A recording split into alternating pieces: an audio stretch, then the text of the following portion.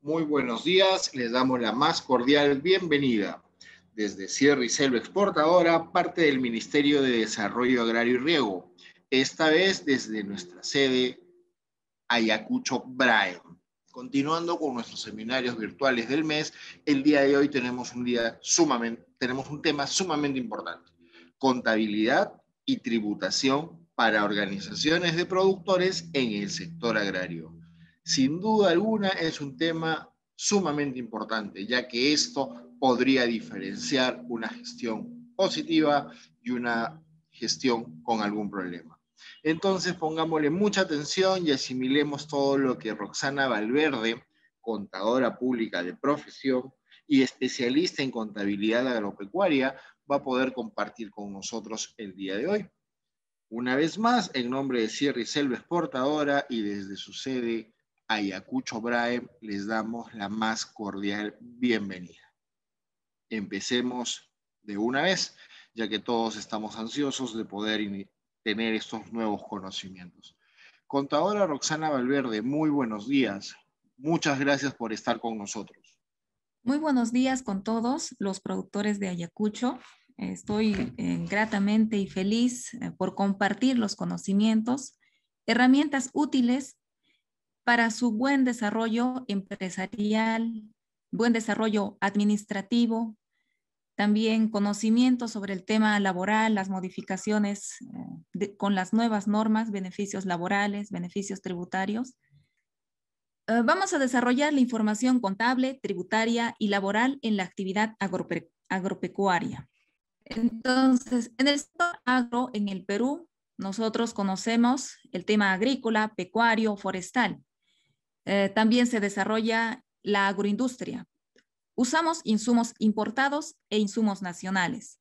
Tenemos una cadena de distribución, tanto en la exportación para los supermercados y los mercados locales, fuera del país, interno. Entonces, en todos estos sectores tenemos beneficios tributarios, tenemos obligaciones también que cumplir. Entonces, tenemos que conocer tanto la gestión tributaria y la gestión contable en la actividad agro.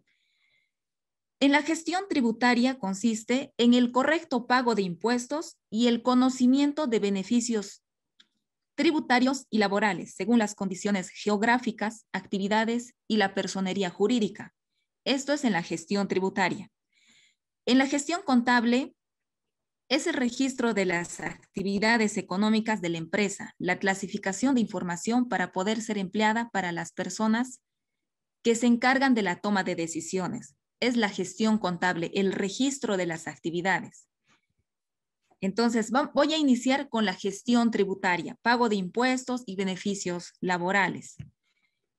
Entonces, cuando nosotros empezamos, somos empresarios y queremos ser exitosos, tenemos que conocer estos artículos que nos señalan en el Código Tributario. Tenemos que hacer una secuencia. Cuando nosotros iniciamos, nos organizamos, nos asociamos o simplemente somos independientes, ¿qué tenemos que hacer? Inscribir y acreditar la inscripción en SUNAT, sacar nuestro RUC. Esta norma está en el artículo 173 del Código Tributario. Nosotros podemos cometer una infracción cuando no sacamos nuestro RUC. Hacemos todo lo correcto organizándonos, digamos, productores de paltas, nos organizamos para vender. Constituimos, hacemos el libro de actas, notarialmente firmamos los socios, pero sacamos en registros públicos la partida registral, pero nos olvidamos de sacar el número de RUC. Entonces, lo correcto sería inmediatamente de constituir, sacar nuestro número de RUC. En este momento, todas las organizaciones ya tenemos nuestro RUC. ¿Qué cosa podríamos infringir en el siguiente paso? Es en el desconocimiento sobre lo que da sustento, nuestras compras y ventas, al emitir o al exigir los comprobantes de pago. Esto está en el artículo 174. Constituimos la empresa, sacamos RUC y empezamos a emitir comprobantes y a exigir los comprobantes válidos, facturas, boletas.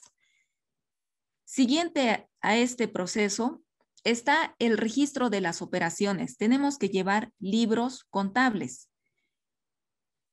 Está en el artículo 175.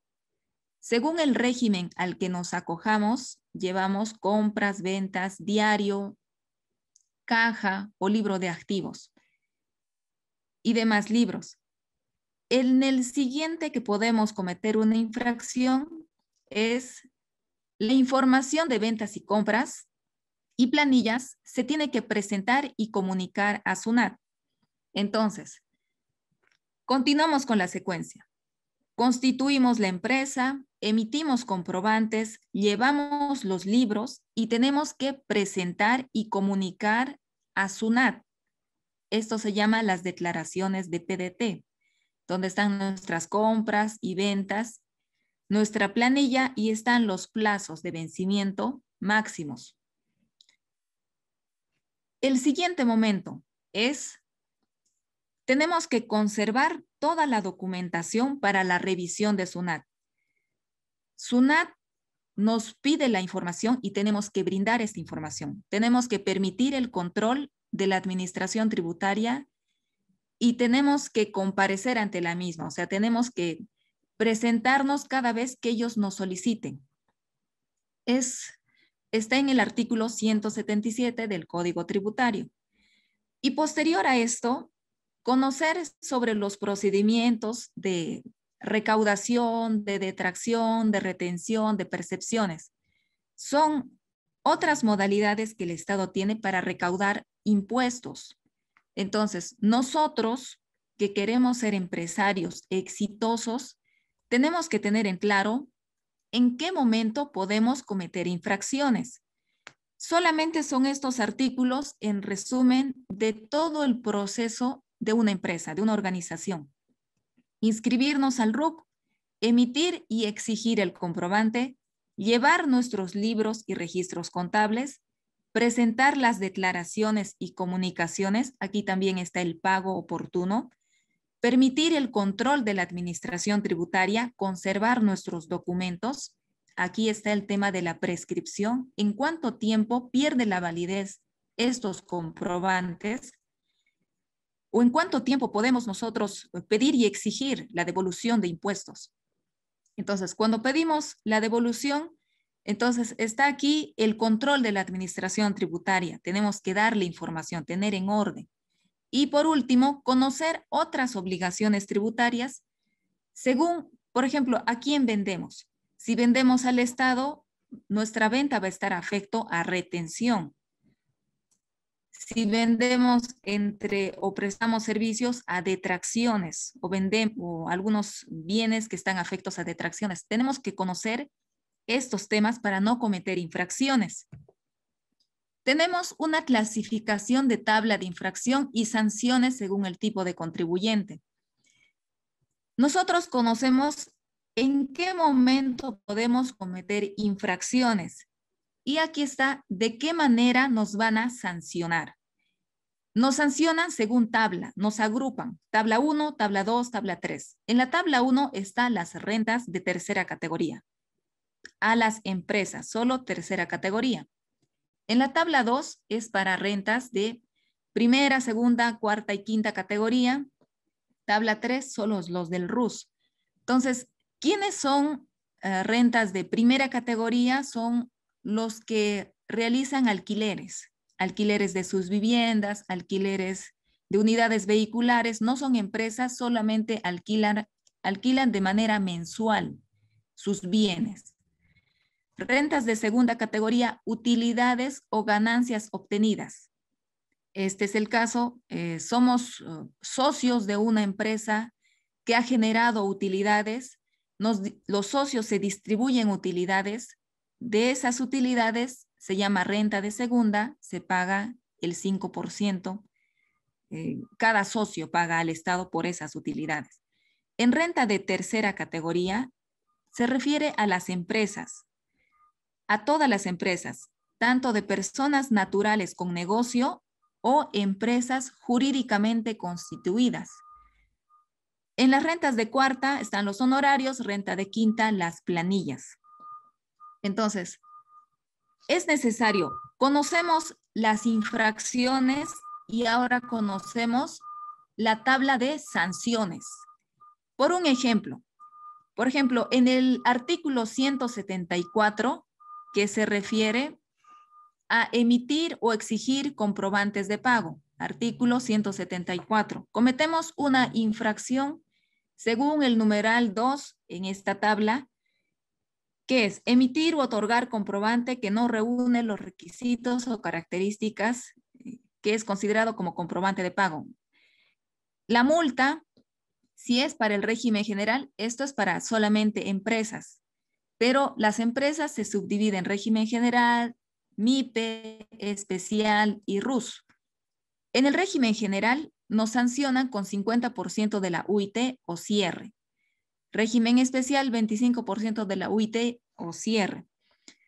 Entonces, esto es necesario para que un empresario, una asociación, una organización tenga en orden y evite ser sancionado.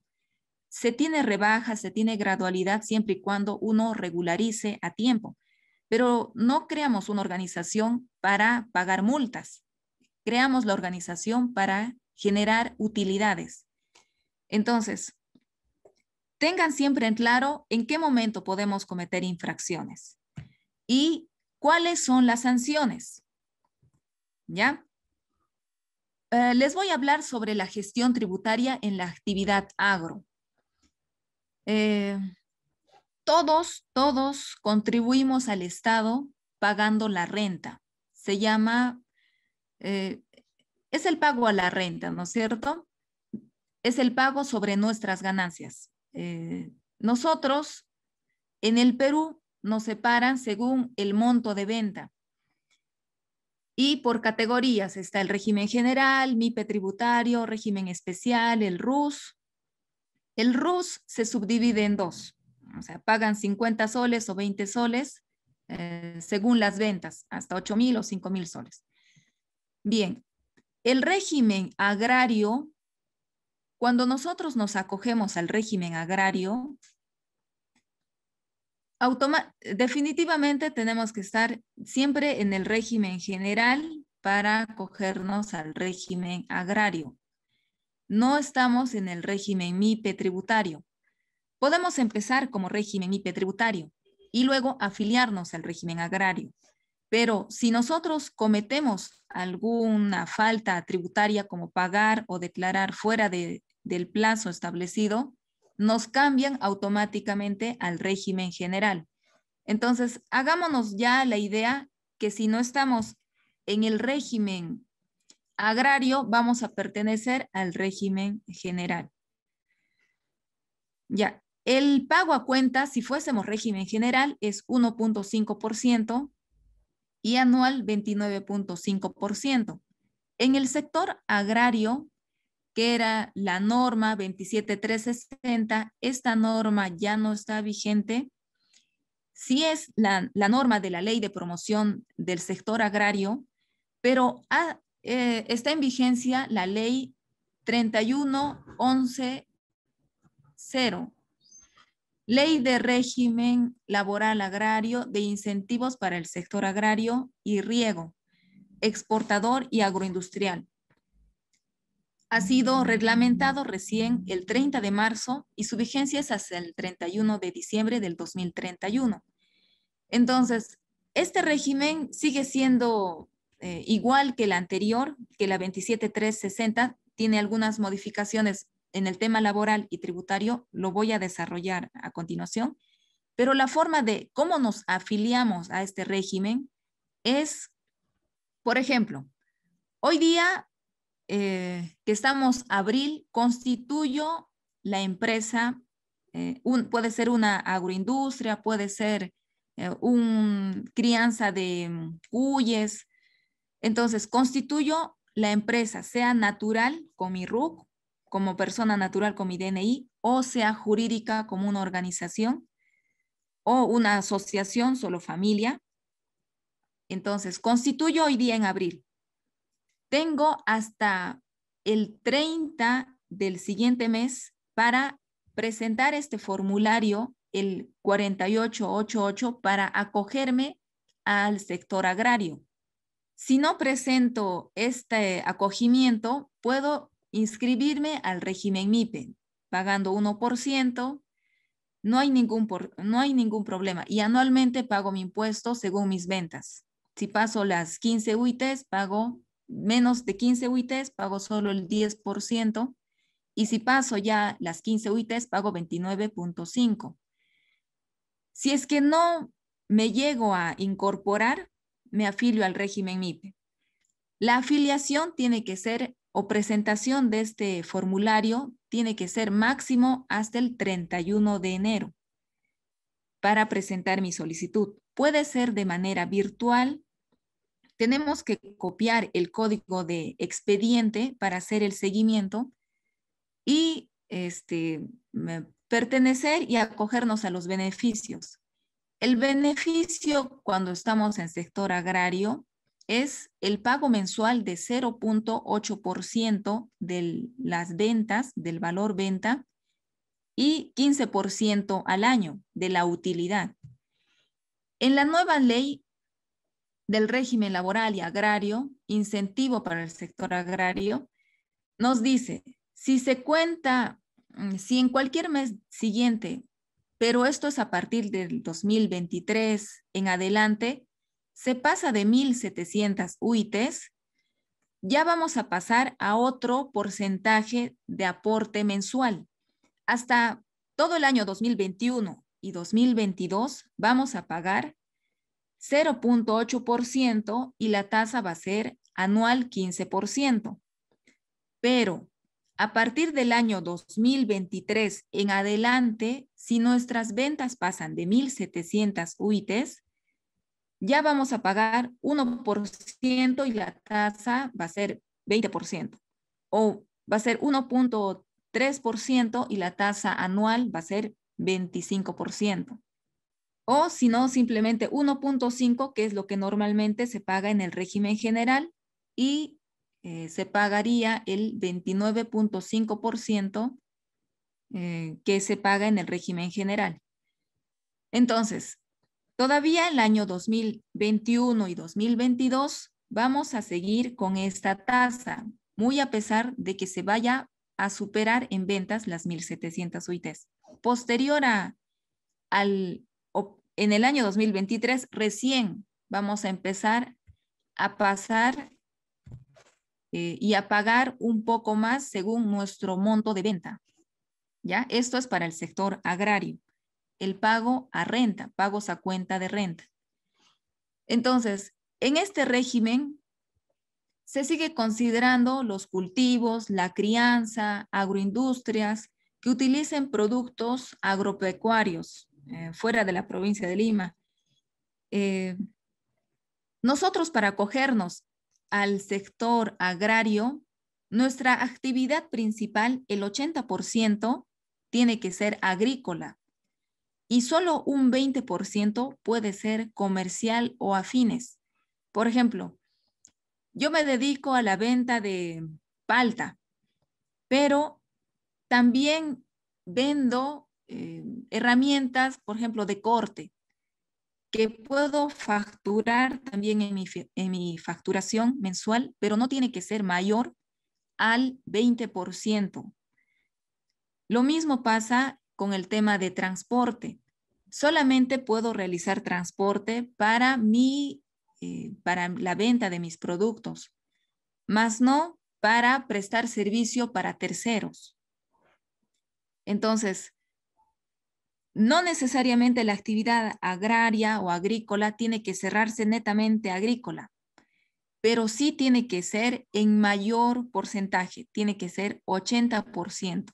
Si no, se pierde el beneficio agrario y nos hacen regularizar todos los meses que hemos ido pagando solo 8%, 0.8%. ¿ya? Y pagaríamos como régimen general.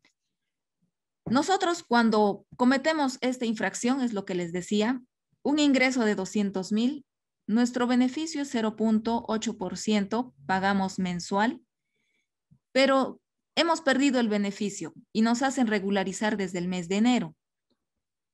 Entonces se paga 1.5.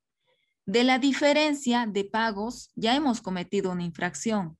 Hay que pagar multa, el 50% del tributo omitido. Uno se paga la multa, otro se paga el tributo y a ellos hay que adicionarle los intereses. Tenemos rebajas, gradualidades, pero siempre hay que estar pendientes de que si tenemos una afiliación al régimen agrario, tengamos cuidado de que si tenemos una actividad adicional no supere al 80% para no perder el acogimiento.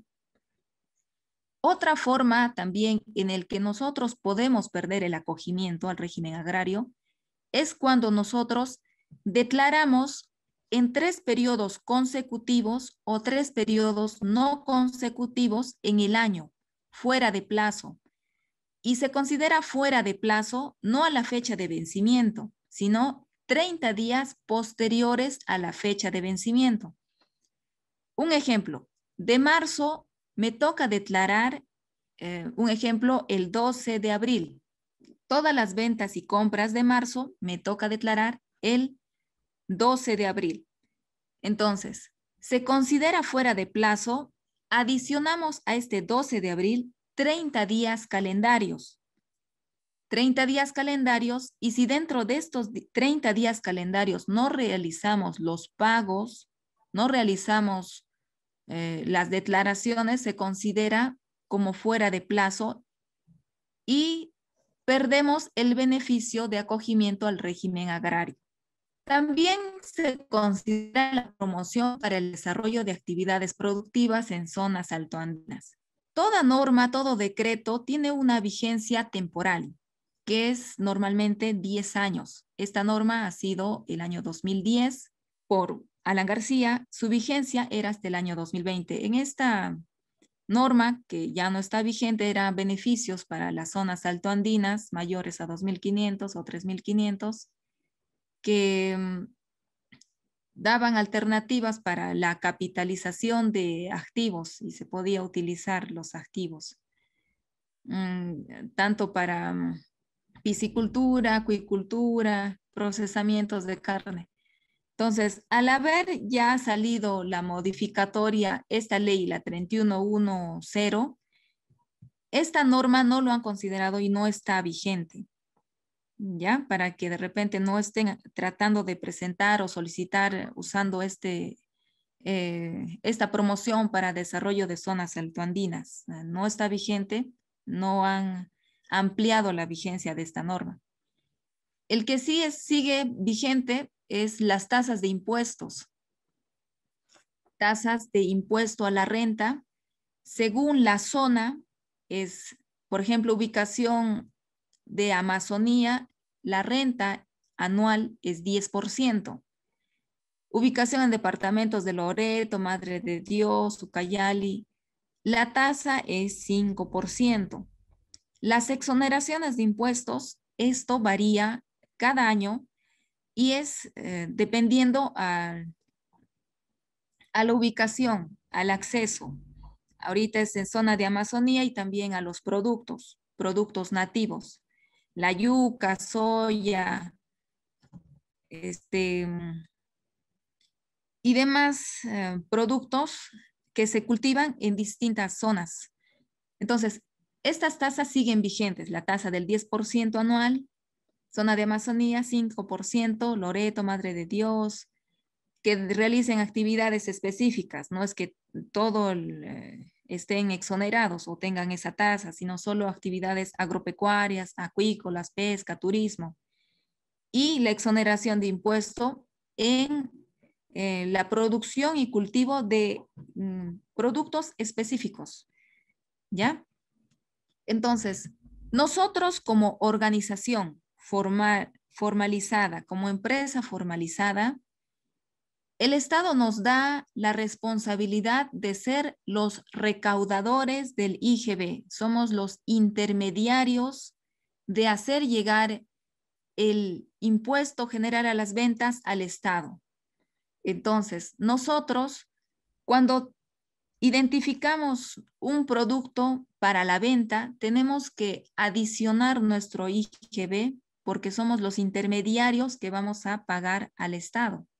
Entonces, nosotros al vender a nuestro costo de producción o nuestro costo de servicio, digamos es 100.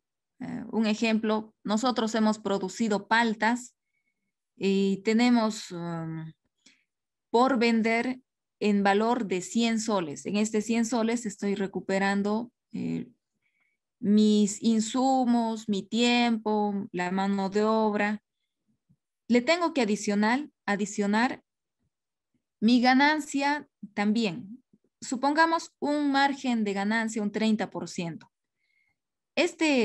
Estos insumos, mano de obra, más mi ganancia es 130. A este valor yo le adiciono el IGB. El IGB de 130 es 23.40. Nosotros vendemos un precio de venta que sería 153.40. A nuestro valor más nuestra ganancia adicionamos el IGB y tenemos nuestro precio de venta. Cuando nosotros vendemos, ya estamos incluyendo el IGB que está siendo pagado por el cliente y somos intermediarios para hacer llegar ese IGB al Estado. Pero nosotros, al momento de comprar, cuando nosotros compramos, nosotros nos convertimos en clientes. Al convertirnos en clientes, el que nos vende ya nos está incluyendo el IGB. Entonces, nosotros ya estaríamos como clientes pagando un IGB, ¿no es cierto? Entonces, nosotros, ¿en qué momento, si nos hemos convertido en clientes, estamos pagando el IGB de manera anticipada? Entonces, hay una forma también de recuperar el IGB que ya estamos pagando de manera anticipada. Pero esto es solamente en la etapa productiva, que se incurre solamente en la compra de bienes o servicios en la etapa preproductiva a través del programa de inversión de fiscalización SUNAT. Trata de aliviar el costo de inversión. ¿Ya? La ley es la 29482, que está ampliado hasta el 2031. Es la devolución de IGB. También hay otro tema que es la devolución de IGB para exportadores. Hay dos formas de recuperar el IGB. El primero es cuando nosotros estamos en la etapa preproductiva. En esta etapa preproductiva, nosotros tenemos que acreditar que hemos comprado bienes para la producción o transformación, sea una industria, es en la etapa preproductiva. Podemos pedir la devolución anticipada del IGB. Y la otra forma de cómo pedir el IGB es cuando nosotros exportamos. Nosotros realizamos las compras en todo el periodo, tanto en la etapa productiva, en la etapa de transformación. Realizamos nuestras compras y como clientes estamos pagando el IGB. Pero cuando nosotros vendemos al exterior, el IGB es 0, porque en el exterior, fuera del país de Perú, no se paga IGB, no paga IGB. Entonces, no hay quien haga el ingreso del exterior, no ingresa un IGB. Entonces, nosotros pedimos al Estado, hemos pagado de manera anticipada el IGB con las compras para realizar todas las operaciones preoperativas, operativas. Entonces, ¿el Estado qué va a hacer? Mediante SUNAT nos va a pedir nuestros registros. Para hacer efectiva esta devolución, Los comprobantes de pago deben estar consignados en los registros de compras, de ventas, deben estar declarados en el periodo tributario que nosotros estamos solicitando. Por eso le decía lo más importante al inicio. Después de constituir la organización, la empresa, es pedir comprobantes válidos y emitir comprobantes válidos. Entonces, si queremos recuperar el IGB cuando somos exportadores, nos van a auditar nuestras compras, nuestras ventas, el registro. Entonces, es solamente una secuencia que según vaya creciendo la organización, va a ser más fácil porque tenemos las cosas en orden. ¿Ya? Entonces, ahora está el tema de los comprobantes electrónicos. Los comprobantes electrónicos que nosotros recibimos nos dan una representación impresa, nos dan un ticket o una hoja impresa en el que nos indica que es una factura electrónica y nos indica, se supone en la última parte, cómo podemos descargar el archivo XML, el archivo digital. Nosotros como empresa, para nuestro control contable, sí guardamos este comprobante, pero para sustentar tributariamente tenemos que descargar el archivo digital y conservar en un USB, en una memoria externa, estos documentos electrónicos. Porque es fácil que, bueno, hay muchas empresas que adquieren softwares no muy confiables en el que el comprobante no está siendo comunicado a SUNAT. Entonces, si nosotros vamos a pedir la devolución del IGB y no hemos validado si el comprobante realmente tiene su archivo XML, el archivo digital que SUNAT recibe, entonces, si no hemos descargado el archivo, no nos va a servir y no nos van a devolver el crédito fiscal y el IGB. Entonces, ahora en el área administrativa, área contable o el que se encarga de, al momento de comprar, tiene que pedir el archivo digital o dar el correo para que manden el archivo digital. Y se tiene que agrupar. Si yo declaro esta factura en el mes, tiene que estar en el mes con su archivo digital conservado. Entonces, este es un control adicional que hay que tener para dar sustento a nuestras facturas. No es solo conservar el tiquecito que finalmente se va a borrar, porque las facturas físicas siempre tienen 3 copias: usuario, SUNAT y emisor. Entonces, tengamos ese cuidado adicional para tener sustento y que SUNAT nos devuelva el IGB. Bien, como les decía, tenemos los comprobantes, tenemos que registrar nuestros libros. Nosotros llevamos libros en función a nuestras ventas o ingresos, en función al régimen al que nosotros nos acogemos. Si nos acogemos al régimen general, esta mayor a 1.700 UITs se lleva contabilidad completa, se lleva libro de caja, libro bancos. Libro caja es todo lo que se maneja de manera en efectivo cuando aperturamos una caja chica. Libro bancos es tipear los extractos bancarios y reflejar en ese libro que vamos a imprimir los saldos mensuales, anuales que se tienen en bancos. Sobre los, también podemos ser de repente retenedores de retención. Tenemos que llevar un libro adicional, libro de activos. Los libros de activos sobre las maquinarias, los equipos, en cuánto tiempo se está depreciando. Entonces, llevamos este libro de manera anual. Registro de costos, registro de inventario permanente de unidades físicas o valorizados. Llevamos de manera inventario de unidades físicas, solamente es las cantidades. Digamos, tengo 50 fumigadoras, 2 cantidades, pero valorizado es poner el valor de compra, consignar su valor de venta. consignar las fechas, ingresos, salidas. O sea, es más tedioso estos libros en el registro del régimen general. Cuando estamos en el régimen MIPE tributario, cuando iniciamos, como les decía, de repente no nos afiliamos al régimen agrario.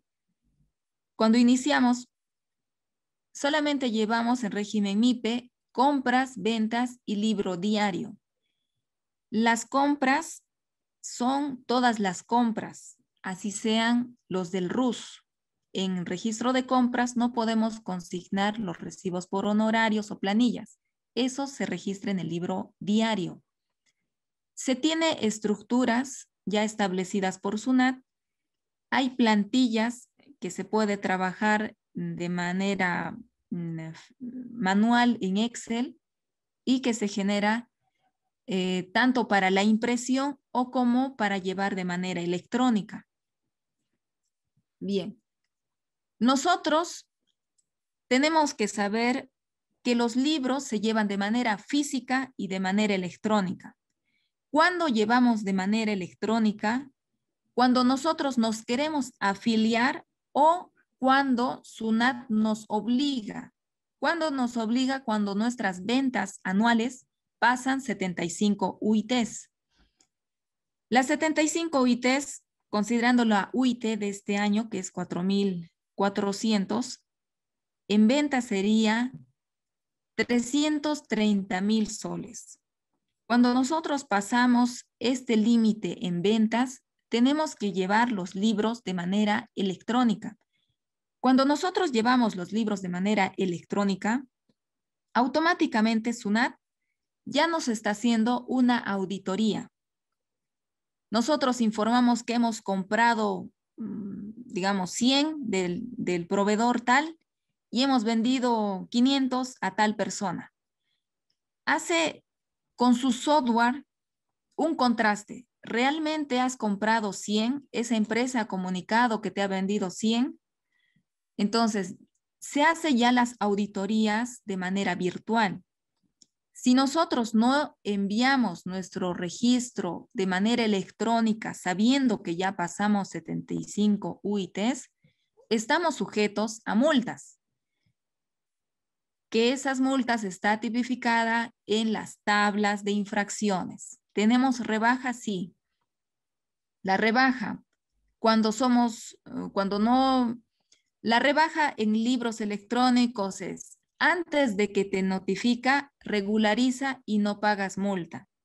Pero si te identifico que no has declarado de manera electrónica correspondiéndote, 1, nos notifican y 2, nos desconocen todas las compras y nos hacen pagar el IGB y si es anual también la renta, porque la utilidad sacamos anualmente ventas menos compras, menos planilla, etcétera. Así nos sale la utilidad. Si nosotros, por eso les digo, tengan mucho cuidado, sabemos que tenemos que llevar libros electrónicos y no llevamos, nos van a desconocer, si es que nos notifican, nos van a desconocer todas las compras, porque según la norma dice, para que tú hagas uso del IGB, tienes que registrar en el libro contable. Ese es el procedimiento. Primero constituimos la empresa, emitimos comprobante, registramos en libros y declaramos.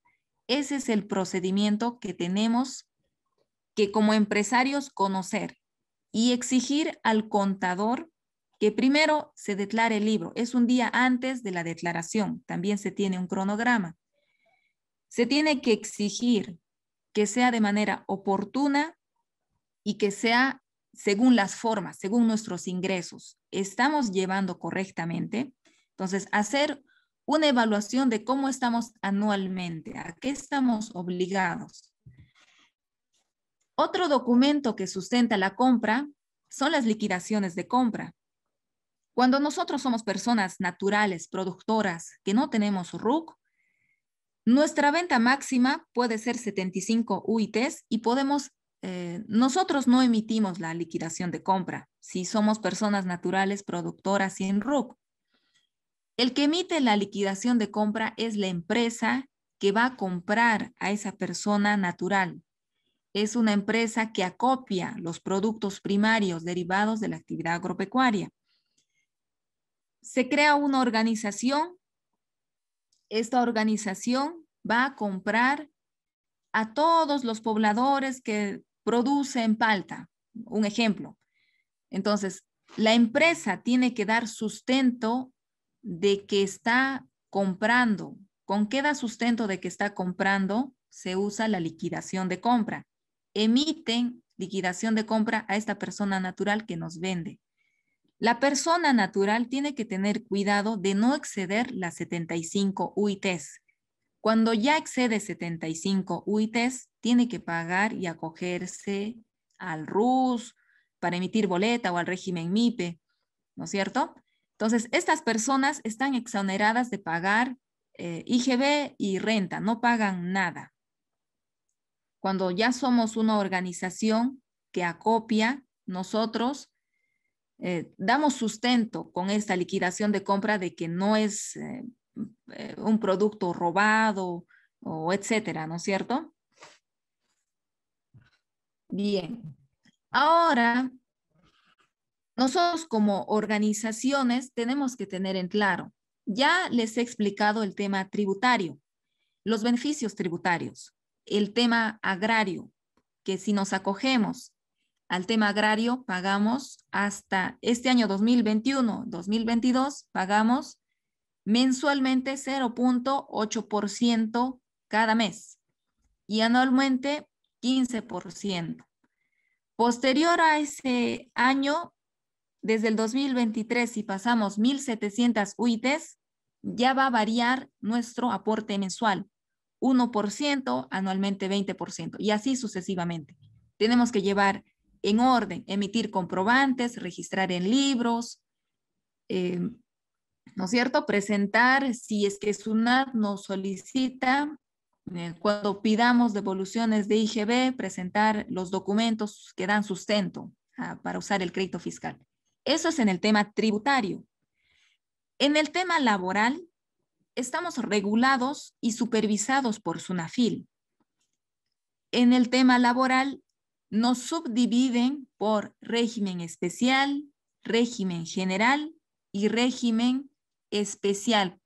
Puede estar el agrario, el de construcción civil. Entonces, en el régimen especial, no, aún así nos subdividimos, microempresa, pequeña empresa. En el régimen especial son todos los que pasan de 1.700 UITs y los que no se acogen al régimen especial.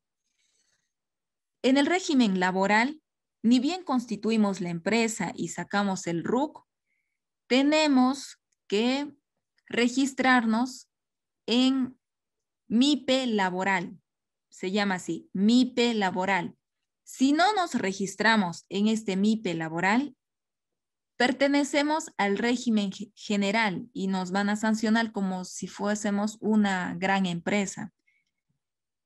Pero ni bien constituyamos la organización, tenemos que afiliarlo a una MIC, al régimen especial. Y según al régimen especial, somos microempresas si nuestras ventas están máximo hasta 150 UITs, o sea, 660,000, somos microempresa.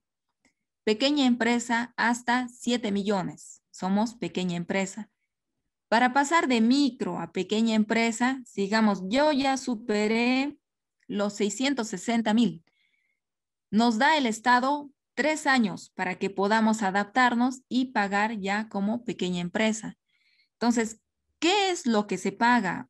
¿Qué es lo que nos regula SUNAFIL que cumplamos como empresa, como organización? ¿Qué es? En el tema laboral, lo que les decía, está tanto microempresa, pequeña empresa y la gran empresa. He separado acá el sector agro. Iniciamos con los conceptos. Jornada máxima. La jornada máxima en el sector agrario también es 8 horas y 48 horas semanales. Se paga 25% por hora extra, las 2 primeras horas y las siguientes es el 35%, igual que en cualquier régimen. sea micro, pequeño o gran empresa, las horas máximas de trabajo son 8, semanales son 48 y se da asignación por horas extras. Las dos primeras, 25% de la remuneración hora básica o pasadas ellas ya el 35%. La remuneración va a ser 930. En el sector agrario ha habido el año pasado, a finales de año, problemas sociales, la disconformidad del tema remunerativo agrario. Lo que está resaltado con amarillo, las tres primeras resaltadas con amarillo, sobre el tema remuneración día, 31 soles. En las demás, 31 soles se pagaba las gratificaciones más CTS. En el sector agrario era 39.19. ¿Por qué? Solamente se daba gratificación 16.6% y la CTS 9.72%. Entonces, empresarialmente nos conviene porque pagamos menos beneficios laborales, ¿no es cierto? Nuestra carga laboral es menor. Esa era la idea, ¿no? De fomento agrario, que el costo de mano de obra agraria sea menor al de los otros regímenes, incluso menor al de una microempresa. Bueno, microempresa no paga gratificación ni CTS. Bueno, CTS sí. No, CTS tampoco no paga. Pero en este rubro se beneficiaban todas las empresas, incluso las grandes empresas de exportación, incluso son transnacionales, que solamente vienen y dan capital. Entonces, ¿qué se estaba generando? Que sea una mano de obra barata y que la producción sea, bueno, no sé si competitiva, pero el tema es que tenían más rentabilidad, pero a costa de la población que se encuentra trabajando en este rubro. Entonces, ha habido modificaciones en el que a la remuneración mínima, que es 930, que costó 10.31 soles, se da un bono especial, un bono al trabajo agrario que se llama beta. Es el 30% de la remuneración mínima. A la remuneración mínima es más 9.30 al día. De lo que era 31 soles diario, ahora va a ser más 9.30, será 40.30. Y no forma parte este bono del cálculo de los beneficios laborales. No ha cambiado el tema de gratificación, sigue siendo 16.66%. Tampoco ha cambiado la CTS, es 8.77% de la remuneración mínima, 9.72, perdón. Sí o sí se tiene que dar asignación familiar. Las utilidades, esto se ha adicionado. Antes no se daba utilidades en el sector agrario. Se ha establecido que sea de manera progresiva. Distribución de utilidades para todos los trabajadores del sector agrario es 5% para todo este año, 2021 y 2022. Al 2021 al 23. Desde el 2024 al 26 va a ser 7.5% y en adelante va a ser 10% de las utilidades. Ese va a ser el cálculo de distribución de utilidades. En caso de despidos arbitrarios, no ha cambiado tampoco, es 45 remuneraciones diarias por año completo de servicio, máximo 360 días. El otro que sí ha cambiado, ha variado, es el de la cobertura de salud. Nos dice que es 6% a partir del 1 de enero del 2021. Siempre en sector agrario era 6%. Pero dice que desde enero del 2028 va a ser 9% de la remuneración mínima, siempre y cuando se tenga mayor a 100 trabajadores o nuestras ventas sean mayor a 1.700 UITs. Si no pasa ese monto, va a ser progresivo. Seguimos en 6% todo este año, próximo año 8%, 9% desde el año 2025. Entonces, si es que pasamos de mientras no pasemos de 1.700 UITs hasta el año 2028, vamos a pagar 6%. Cuando ya se pase de 1.700 UITs, va a ir subiendo gradualmente, 7%, 8%, hasta 9%. Entonces, se va a tratar de igualar el aporte de salud a todos los regímenes, porque todos pagan 9%. Sí o sí se tiene que pagar también la cobertura de trabajo de riesgo, si es que corresponde.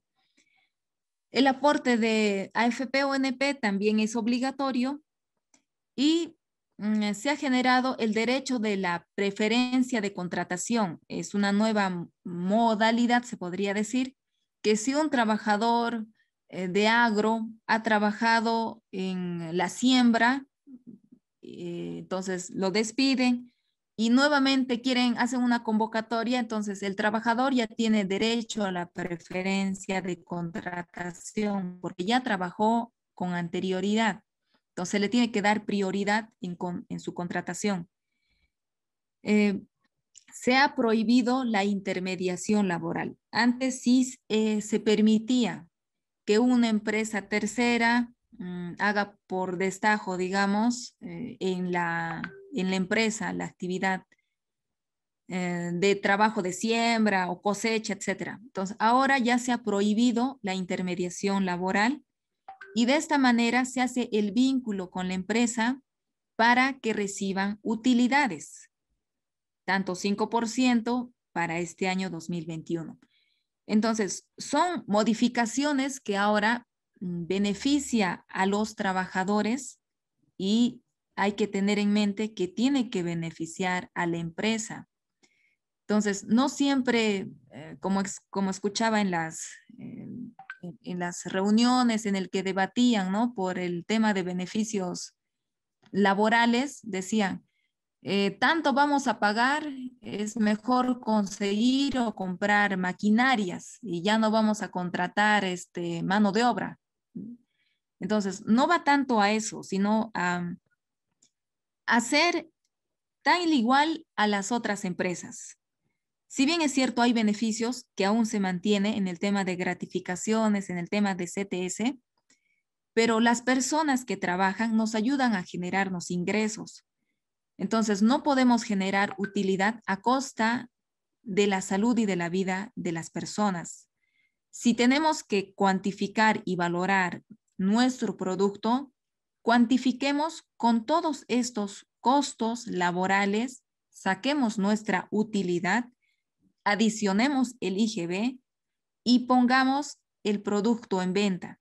Yo sé que el Estado no está regulando muchas veces los productos porque de exportación viene más barato, pero aprendamos a enseñarnos y a valorar nuestro producto. Yo creo que sí se puede y lo vamos a hacer. Entonces, esta norma va a estar en vigencia hasta el 2031, son 10 años. Tenemos que adaptarnos y enseñarnos a trabajar de manera formal y a trabajar de manera ordenada y con conocimiento, también enseñar a los trabajadores qué es lo que se les está pagando y qué son sus beneficios y cuál es la manera de ellos de corresponder a la empresa, ¿no es cierto? Trabajar de manera puntual, ordenada, etcétera. Trabajadores, he sacado este artículo del reglamento. El reglamento ha salido el 30 de marzo del 2021, en el que dice, los trabajadores agrario independientes y sus derechohabientes, antes no estaba esta norma, bueno, este artículo, nos dice, la afiliación agrario independiente pueden afiliarse los trabajadores, sus derechohabientes, su cónyuge, hijos, menores, a la salud, pero tienen que hacerse una evaluación mayor de 70 años de manera voluntaria. Cuando se afilian voluntariamente a salud, tienen que hacerse un examen médico. Este examen médico tiene que realizarse cada 2 años. Este examen médico siempre se pedía en todas las empresas como examen médico ocupacional. Cada vez que ingresa un nuevo trabajador, se hace en qué condiciones está incorporándose a la empresa. Cada 2 años se renueva y cuando se retira también se hace el examen médico ocupacional, cómo es que se está retirando. Entonces, esto lo están ampliando para el trabajador agroindependiente, que si se afilian a salud voluntariamente tengan que hacer también este examen médico cada 2 años. Y ya dan un monto. El costo de evaluación médica es 5.721 de la UIT, que es 25 soles con 17 centavos. Este es el pago que se realiza por única vez. Según la norma, dice que es por única vez, que lo que corresponde el pago por la reevaluación médicas posteriores, o sea, es un pago único para el desarrollo y el trabajo de las personas que se van a dedicar al agro, pero que sean independientes. Si es como empresa, necesariamente el pago a salud es el 6%. Entonces, aquí sí o sí tengo que indicarles el seguro vida ley. El seguro vida ley ha sido aprobado el año pasado, 2020, antes de que inicie la pandemia, en el que todas las empresas tienen que asegurar en un seguro privado, RIMAC, Profuturo, en un seguro privado y pagar la póliza para todos sus trabajadores. Están incluso incluidos los de recibos por honorarios.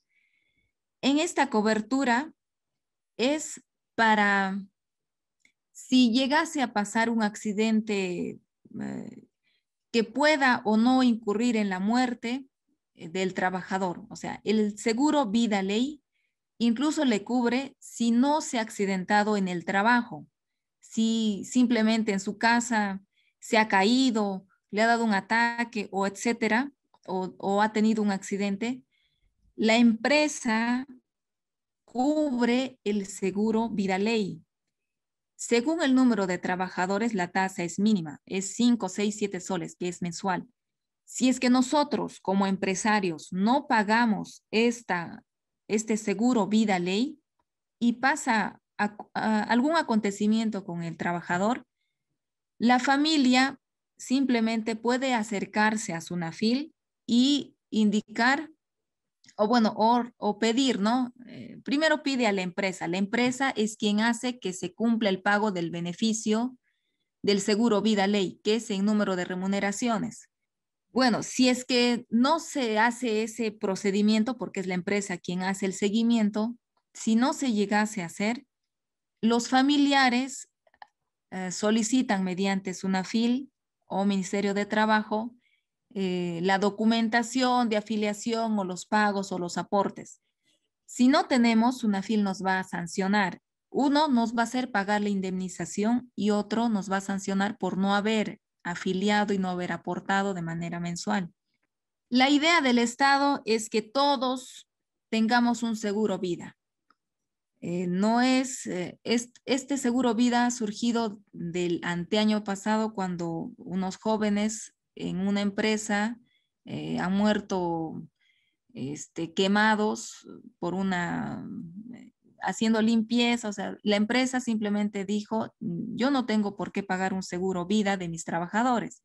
Por eso es que han sacado esta norma que sigue vigente y que está en obligatoriedad para nosotros como empresarios. Si tenemos un trabajador, es más, hasta nosotros mismos, el seguro vida ley tiene que estar todos los meses pagándose y subiéndose a la plataforma de SUNAFIL, que se accede con la clave SOL. Se sube el contrato, se sube el listado de trabajadores. Estos trabajadores tienen que tener conocimiento en qué aseguradora se está pagando, porque hay un formato de declaración de beneficiarios. Puedo poner a mi mamá, a mi papá, o sea, no nos limita quién puede ser el beneficiario, siempre y cuando sea firmado esa declaración con huella digital en el notario. Ese documento, todas las empresas, organizaciones tenemos que conservar y guardar. Puede suceder cualquier acontecimiento, no necesariamente es muerte, simplemente es una caída, no puedo trabajar. Entonces, la aseguradora paga un seguro según sus coberturas.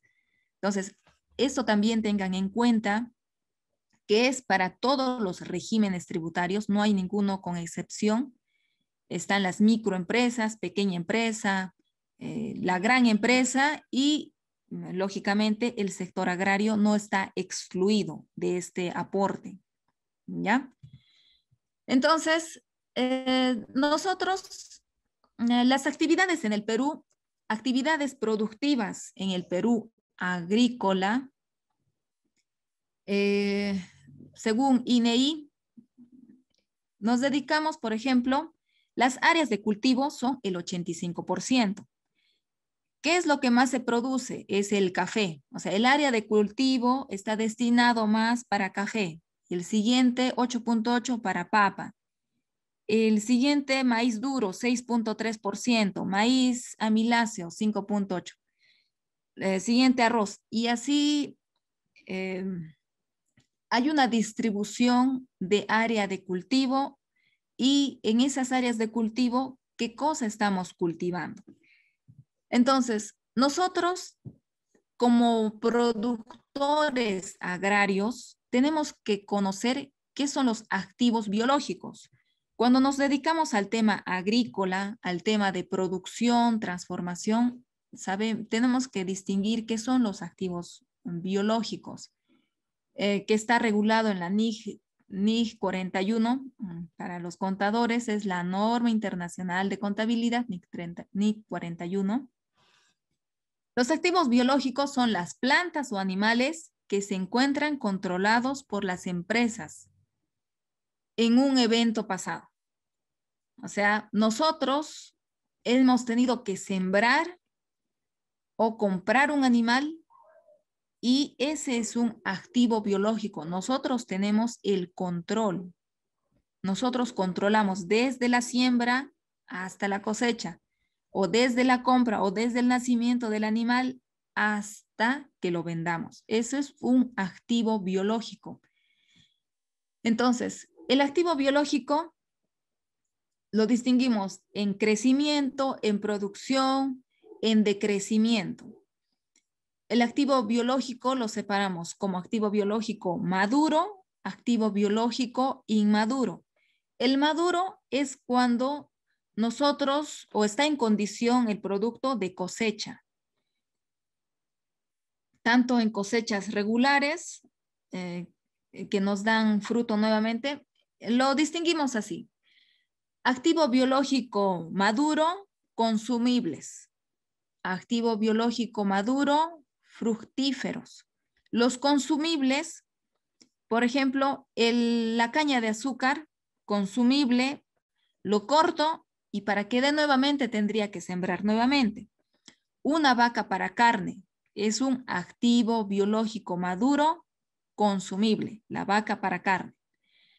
Un activo biológico maduro, fructífero, se considera al plátano. Se vuelve a obtener el fruto de la planta. Cosecho, espero un tiempo, vuelve a dar fruto. Otro ejemplo, la vaca destinada para la leche. Entonces, hoy día saco leche de la vaca, mañana otra vez, pasado otra vez. Entonces, esto es solamente para distinguir los activos biológicos. Estos activos biológicos nosotros tenemos que registrar contablemente. Todavía sigo, los activos biológicos inmaduros es en condición de crecimiento, no está a nivel óptimo de generar fruto. Se da un valor que refleje en los estados financieros.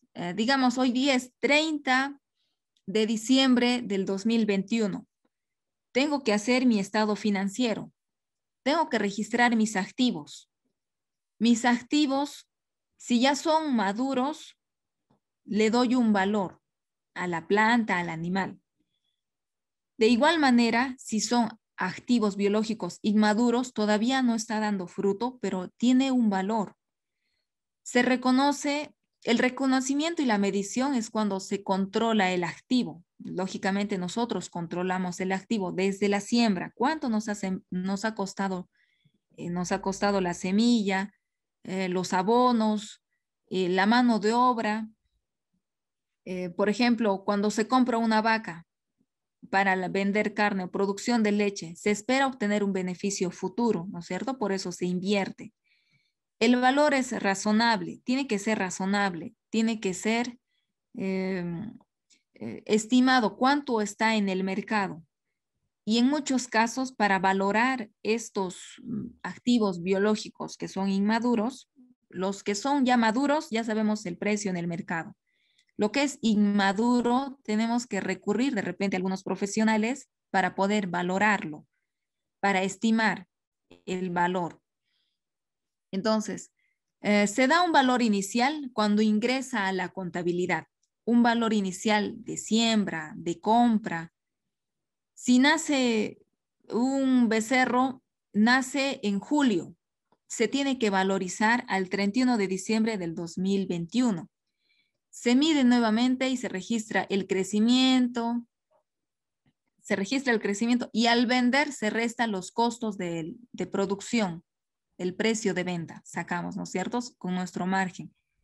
Según la edad, según la calidad, se puede agrupar también por edades o por sembríos, se da distintos valores.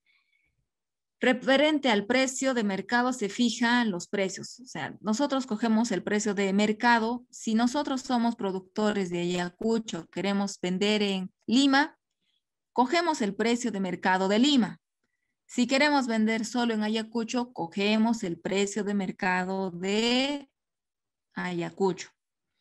Entonces, así nosotros distinguimos y registramos nuestros activos biológicos. Activo biológico es todo lo que se encuentra en nuestro control como empresa, como organización. Tenemos que tener ese control. Si deseamos seguir en el tema empresarial, tenemos que controlar desde la fecha de nacimiento los insumos, mano de obra, tiempo, todo eso, y valoramos al bien, bueno, a las plantas, a los animales, que son nuestros activos, para que nos generen ingresos y utilidades. Nosotros tenemos diferencias tecnológicas en la actividad agrícola familiar, en la actividad agrícola comercial. En la actividad agrícola familiar es de manera empírica, de costumbre, limitación de acceso de mercado, servicio, crédito, financiamiento. Como si nosotros seguimos produciendo de manera familiar, empírica, tenemos estas limitaciones, tanto de mercado, porque cuando queremos vender, nos quieren comprar en cantidad, en volumen, no nos quieren comprar por kilos, a no ser que sea solo mercado local. En el tema de créditos o financiamiento, cuando somos solamente una actividad agrícola familiar, difícilmente nos dan créditos o financiamientos, tendríamos que avalar de otra manera, no solo como actividad agrícola. Entonces tenemos limitaciones, se carece de historial crediticio en muchos casos. Lo que produzco lo vendo y luego lo invierto, o sea, solo hago ese ciclo, produzco, vendo y eso mismo invierto. Difícil a veces es que nos den créditos como para comprarnos maquinarias, siempre y cuando no seamos formales, porque si vendemos ya estando acogidos a un RUS, a un régimen MIPE, entonces acreditamos que tenemos ventas. No se tiene seguros. A veces no accedemos por desconocimiento de seguros que dan coberturas por desastres naturales y se pierde todo, en huaicos, sequías, granizadas. Entonces, esto es lo que nos pasa cuando es una actividad agrícola, familiar o pequeña. Agricultura con visión de subsistencia para abastecer a mi familia sin fin. El fin no es la comercialización, sino la sobrevivencia. Pero en estos tiempos ya no estamos tanto en esta actividad agrícola familiar. Sí existe, pero estamos buscando asociarnos, organizarnos. ¿Para qué? Para que la producción también genere utilidades, porque en el sector agrario solo agricultura familiar es de subsistencia, no genera utilidades. Se quiere vender al mercado, no nos pagan lo que realmente ha costado toda la producción. Entonces, en la actividad agrícola comercial, se tiene los activos terreno, tecnología, los activos biológicos, pero tenemos que tener en claro, bien señalado o bien disgregado, cuáles son nuestros activos biológicos, desde el costo de adquisición, todos los costos considerados por activos biológicos. Tiene que ser una empresa constituida y acceder a créditos. O sea, hay más facilidades de cuando es una organización acceder a créditos porque el aval es de varias personas, no es solamente una. Una empresa es una empresa ya con conocimiento significativo y compra seguros, asume un pago y recupera la pérdida de suceder un acontecimiento. O sea, cuando es una actividad agrícola comercial, por la misma experiencia agrícola familiar o los consejos de los profesionales, pagamos un seguro agrario para prevenir, bueno, no prevenir, para sentir o, bueno, recuperar la pérdida que pudiese suceder de algún acontecimiento de desastre natural. Entonces, en una actividad agrícola comercial, la intención es ganar, la intención es generar utilidades. Pero para esto tenemos que tener disgregado todos los costos, todas las actividades que se incurre en cada proceso, tanto desde siembra, cosecha y venta, que es el final, ¿no es cierto? Para esto nosotros hacemos la gestión contable en la actividad agro. Aquí es la gestión contable. En lo anterior les he explicado la gestión tributaria y laboral.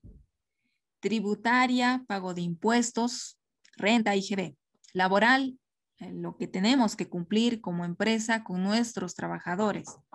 Ahora es la gestión contable en la actividad agro, la gestión contable. Esta información se alista para la toma de decisiones. Tenemos que registrar las actividades económicas de la empresa. Otro es la clasificación de información en diferentes categorías. Y tercero, realizar un resumen de la información para poder ser empleada para las personas que se encuentran en la toma de decisiones. Tenemos que registrar las actividades, el control de costos, costos variables, materia prima, mano de obra, costos fijos. En la gestión contable tenemos que ordenarnos, registrar todo, sea con comprobante legal tributario que da sustento a SUNAT, o sea una declaración jurada, porque en algunos lugares hay egresos que no necesariamente nos dan un comprobante, por ejemplo, para algunos viáticos, pasajes, taxis, etcétera. Si el trabajador estaría en planilla, se llena una planilla de movilidad y eso sí es reconocido tributariamente. Pero cuando no esté en planilla, la persona que ha usado el taxi, pero sí es un desembolso de la empresa, se tiene que rendir con una declaración jurada, ver la forma de cómo reflejar ese egreso en la gestión contable. Entonces, todos los costos variables, materias primas, costos fijos nos referimos a lo que es fijo, que no va a variar según la producción. De repente alquilan un local, ese va a ser un costo fijo, el alquiler. ¿Ya? Entonces, la clasificación de información, tenemos que aprender a clasificar esta información. Al momento de la recolección, del transporte al campo, al almacén, el acondicionamiento, el transporte para el mercado y por último, la venta. ¿Cómo vamos a vender? ¿Cuál va a ser la presentación? La clasificación de los costos en cada uno de estos procesos es importante. El tercero es realizar un resumen de información para poder ser empleada por la persona que se encarga de la toma de decisiones, para ser mayor, competitivo en el mercado e incrementar las ventas, buscar mercados. Entonces, toda la información se tiene que tratar y se tiene que llevar en orden, según los procesos que nosotros llevemos como organización. ¿Ya? Los costos variables y los costos fijos. Los costos variables varían, ¿no es cierto? Puede variar las materias primas, el agua de riego, fertilizantes, insecticidas, fungicidas, herbicidas, abonos foliares, otras materias primas, bolsa, rafia, plásticos, semillas, las plantas varía según el área que se va a cultivar, según lo que se va a producir. La mano de obra va a variar por el riego, la poda, aplicación de ferticidas, tratamiento de herbicidas, tratamientos insecticidas, varían las labores, los transportes y otras operaciones manuales, la plantación o recolección. Va a variar según la actividad que se va a desarrollar. Y los costos fijos, como les decía, son los alquileres de oficina, locales de venta, pago de obligaciones financieras, pago de telefonía, pago de planillas de personal. Planilla de personal, me refiero al personal fijo de planta, al administrador, al ingeniero. Ellos son costos fijos que firman un contrato, un acuerdo mensual o un acuerdo según un contrato 6 meses, anual. Pago de sueldos. El impuesto de seguros, la cobertura puede ser anual, o sea, un costo fijo, que puede ser también de manera mensual, y pagos también al asesor contable o servicios profesionales con honorarios. Pueden ser costos fijos que puede que no varíen dependiendo a qué área también se va a destinar sus funciones.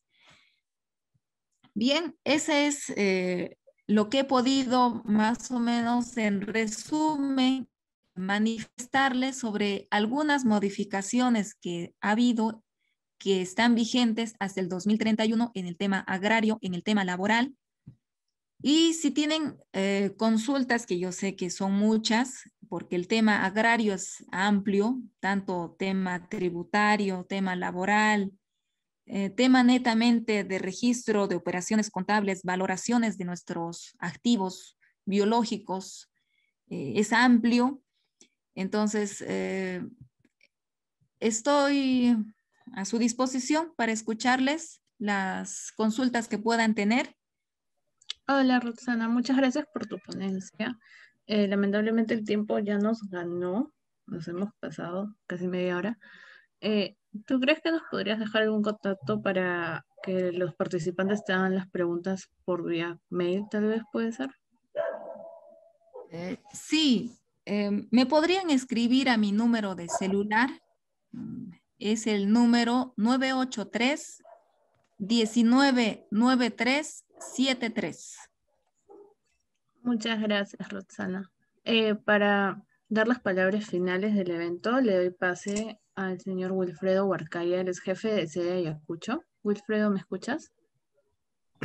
Hola, buenos días a todos. Bueno, agradecer a Roxana primero por su apoyo en disertarnos su experiencia y su conocimiento con temas de la gestión tributaria, la gestión contable en el sector agrícola, agropecuario. muchas veces nuestras organizaciones carecen de esta gestión adecuada en el manejo contable y tributario.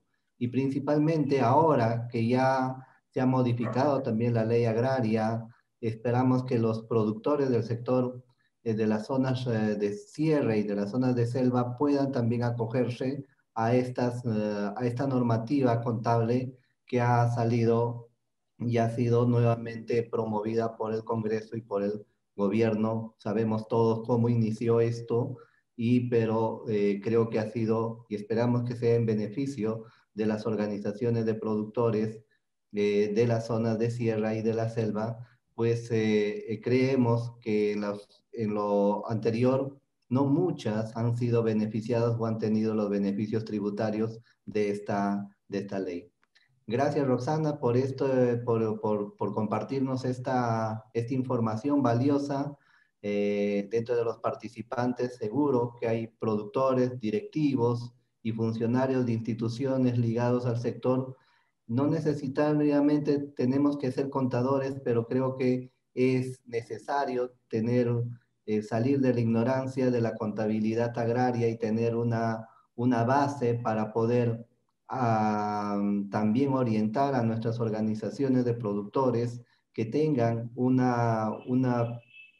lleven un buen registro contable, realicen sus tributaciones de manera adecuada, y para eso también, claro, están los profesionales de la contabilidad. Y en esto, bueno, ahí tienen también a Roxana, ya les ha facilitado sus datos con la que pueden contar para que los pueda asesorar en estos temas tributarios del sector agrario, ¿no? Agradecerles a todos su participación, reiterarles también, ¿no?, que en la región Ayacucho estamos en un nivel extremo con respecto a esta pandemia. Hagamos caso a las recomendaciones que nos da el sector salud, ¿no? Y sigamos cuidándonos y agradecerles a todos por su participación. Muchísimas gracias. Llenen por favor esa encuesta que está en el link, y una vez que hayan llenado la encuesta con su nombre completo, ¿no?, van a recibir también la ponencia, los PPTs que nos ha facilitado la contadora Roxana Valverde. Muchísimas gracias a todos. Muchas gracias, ingeniero Wilfredo. El seminario virtual del día de hoy, Contabilidad y Tributación para Organizaciones de Productores en el Sector Agrario, ha culminado. Muchas gracias por su participación. Y tal como dijo el ingeniero Wilfredo, por favor, síganse cuidando. También los invitamos a visitar la página web de Sierra y Selva Exportadora y la página en Facebook para que vean los siguientes eventos. Muchas gracias por su participación. Buenos días.